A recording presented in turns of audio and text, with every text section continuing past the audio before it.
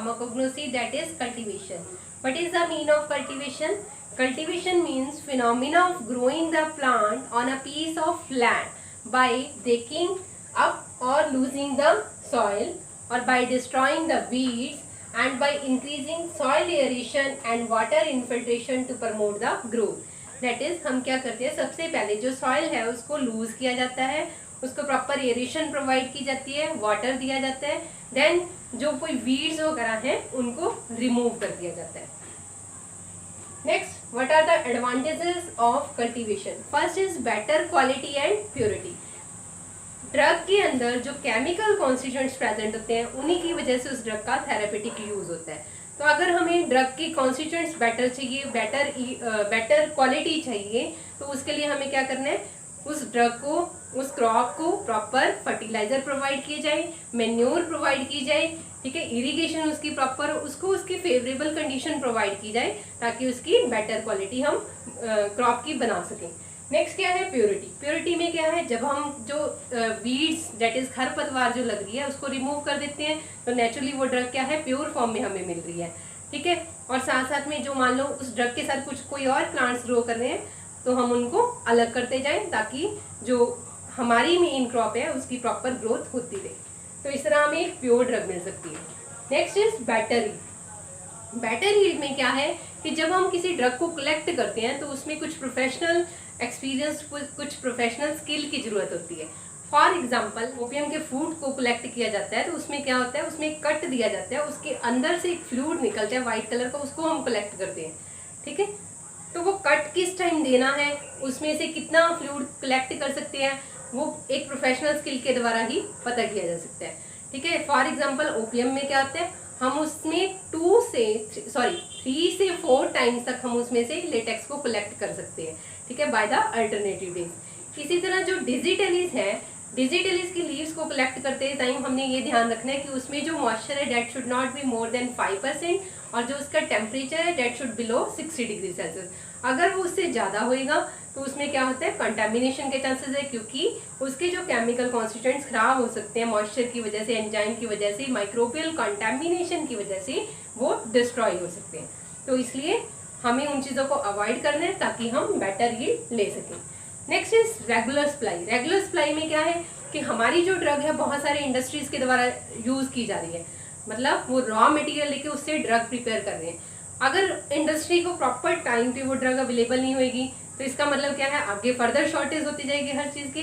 तो इसलिए हमें एक अपनी क्रॉप को प्रॉपर प्लानिंग के साथ कल्टीवेट करना है. नेक्स्ट क्या है, लीड्स टू इंडस्ट्रियलाइजेशन.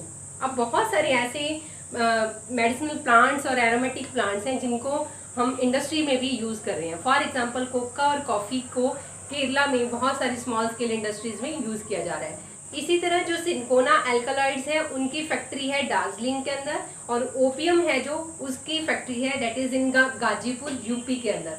ठीक है, नेक्स्ट क्या है, application of modern technological aspects like mutation and polyploidy. Mutation मतलब क्या है कि जेनेटिक चेंजेस होना, किसी भी वे से जेनेटिक चेंज होना, वो सेल में कोई चेंज हो सकता है. ठीक है, due to the change in the cell of the plant, और may be due to the trigger that is बहुत ज़्यादा कोई हॉट टेम्परेचर है, कोल्ड टेम्परेचर है, मतलब किसी भी वे से कोई फ्लक्चुएशन हो रही है तो उस वजह से म्यूटेशन के चांसेस होते हैं. ठीक है, तो म्यूटेशन की वजह से हम नई वेराइटीज़ को भी ग्रो कर सकते हैं. नेक्स्ट है पॉलीप्लॉइडी. पॉलीप्लॉइडी का मतलब क्या होता है, that is it contain more than 2 set of chromosomes. For example है एप्पल, पीनट, बनानास. बनाना इसमें से क्या है, ट्राइप्लॉइडी के अंदर आता है. Next, disadvantages of cultivation. First is difficult to assess in forest and mountains, मतलब माउंटेन्स और फॉरेस्ट में कल्टीवेशन करनी डिफिकल्ट हो जाती है. सेकेंड पॉइंट क्या है कि जो हम ड्रग्स कल्टीवेट कर रहे हैं उनकी कॉस्ट हाई होती है, उनके लिए बहुत सारी लेबर की रिक्वायरमेंट होती है, मनी चाहिए, तो इस तरह ये हमारे लिए डिफिकल्ट हो जाते हैं. नेक्स्ट क्या है, losses due to the ecological imbalances, that is storm आ गया, ड्रॉट हो गया, रेनफॉल रेन ज़्यादा हो गई है. तो इस तरह बहुत सारे फैक्टर्स हैं जिनकी वजह से इकोलॉजिकल इम्बैलेंस की वजह से कल्टीवेशन के ऊपर इफेक्ट आ सकता है. नेक्स्ट क्या है, method of cultivation. There are 2 method of cultivation, that is sexual cultivation and asexual cultivation. Sexual cultivation है जो हम कैसे करते हैं, by propagation with the seeds. Propagation मतलब खेती करना. That is by the seeds, हम सीड्स के थ्रू क्रॉप को ग्रो कर रहे हैं।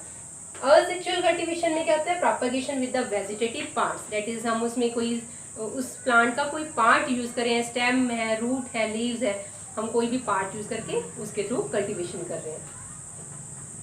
First is sexual cultivation method, the plants are raised from seeds known as seedling. तो इसकी एडवांटेजेस क्या है सेक्सुअल कल्टीवेशन की, first is it is long life, ठीक है, सेकंड क्या है, चीपर, हमें कोई प्रॉपर कोई इन्वेस्टमेंट की, इसमें कोई भी इन्वेस्टमेंट की जरूरत नहीं होती। नेक्स्ट क्या है, easy to rise, no special technique is required to grow that plants. Production of hybrid seeds, first point is development of the new variety of crops, that is हम ब्रीडिंग के through नई variety of crops को develop कर सकते हैं। Next disadvantages of cultivation, first is non uniform growth of plants, मतलब जो इसमें प्लांट्स की ग्रोथ होती है वो यूनिफॉर्म नहीं होती, दैट इज प्लांट एप्रोप्रिएट होते हैं, ठीक है। लो यील्डिंग कैपेसिटी, इनकी कैपेसिटी जो यील्ड है वो लो होती है। Cost of harvesting spraying of pesticide is more, हम इसको कट करते हैं जब हार्वेस्ट करते हैं, और जो पेस्टिसाइड स्प्रे की जाती है उनकी कॉस्ट बहुत ज़्यादा होती है। Require more time to bear fruits, in पे सेक्सुअल कल्टीवेशन में क्या होता है, जब फ्रूट्स आने में तो टाइम बहुत लगता है, बट जब फ्रूट्स आते हैं वो हैवीली होते हैं, बहुत ज़्यादा हैवी फ्रूट्स इसके ऊपर प्रोड्यूस होते हैं। Next, methods of sexual propagation. There are three main methods of sexual propagation. First is broadcasting, second is dibbling, third is miscellaneous. First method is broadcasting. Broadcasting में क्या होता है, जो seeds यूज किए जा रहे हैं that are very small size. Seeds को simply क्या किया जाता है, scatter किया जाता है freely in well prepared soil for cultivation. The seeds needs only raking, मतलब हम simply इसको स्कैटर करते हैं। इफ दे आर डीपली सोन, अगर हम उन सीड्स को डीपली सो करें तो वो प्रॉपरली जर्मिनेट नहीं हो पाते, इस वजह से सिंपली हम उनको स्कैटर करते हैं। Necessary thinning of the seedling is done by keeping a specific distance, that is thinning में क्या होता है, वो प्लांट्स के बीच में कुछ डिस्टेंस मेंटेन करते हैं, और जो बीच में जो प्लांट्स ग्रो हुए होते हैं उनको हम निकाल देते हैं, मतलब दो प्लांट्स के बीच में एक डिस्टेंस मेंटेन किया जाता है by thinning of the plants, ठीक है। फॉर एग्जांपल इसमें इसबगोल है, लिनसीड है, सीसम है, इन सबको थिनिंग करके फिर ग्रो किया जाता है।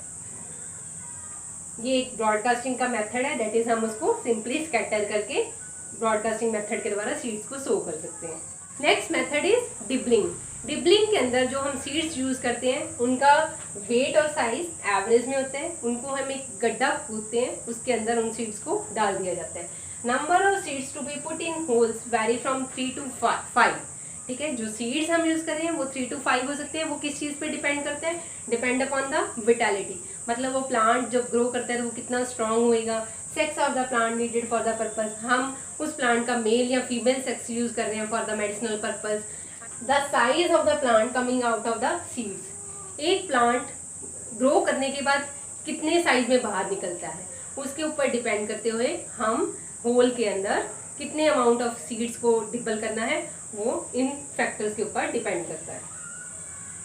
नेक्स्ट इसमें कुछ एग्जांपल्स हैं। For example in case of fennel 4 to 5 fruits of fennels are put into a single hole keeping distance of 25 centimeter in between the holes, मतलब in case of castor 2 to 3 seeds are required, and in case of papaya the plants are unisexual, that is either male और female हो सकता है, but जो medicinal purpose के लिए use हो रहा है दैट इज फीमेल प्लांट होता है।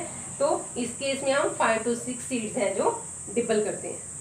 डिबलिंग मेथड, इसमें क्या किया जाता है कि एक इंस्ट्रूमेंट है डिबलर, इसके थ्रू मिट्टी में होल कर दिए जाते हैं और फिर सीड्स को इनके अंदर डाल दिया जाता है।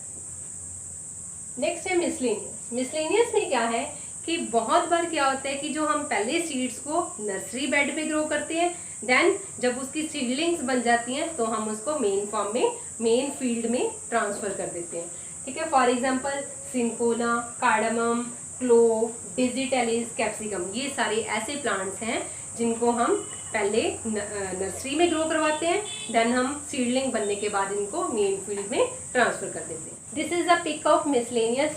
इसमें क्या करते हैं कि सबसे पहले प्लांट को हम नर्सरी के अंदर ग्रो करवाते हैं, जब उसकी सीडलिंग बन जाती हैं तो हम उसको मेन फील्ड के अंदर ट्रांसफर कर देते हैं। नेक्स्ट है special treatment to the seeds, that is बहुत सारे ऐसे सीड्स होते हैं जिनका कोट ऊपर से हार्ड होता है, जिसकी वजह से वो प्रॉपरली जर्मिनेट नहीं कर पाते। तो उस केस में हम उसको पहले पानी के अंदर सोक करवाते हैं ताकि वो कोट नरम पड़ जाए और इजीली जर्मिनेट हो जाए। फॉर एग्जांपल कैस्टर के सीड्स हैं। इसी तरह कुछ ऐसे सीड्स होते हैं जिनको सल्फ्यूरिक एसिड के अंदर सोक किया जाता है। For example henbane seeds, that is hyoscyamus niger के सीड्स होते हैं जो कि further as a sedative use हो रहे हैं, एनाल्जेसिक यूज होते हैं, अस्थमा के लिए यूज होते हैं, रूमेटिज्म के लिए यूज होते हैं। ठीक है, तो इस केस में इनको प्रॉपरली जर्मिनेट करवाने के लिए हम उनको सल्फ्यूरिक एसिड के अंदर सोक करवाते हैं।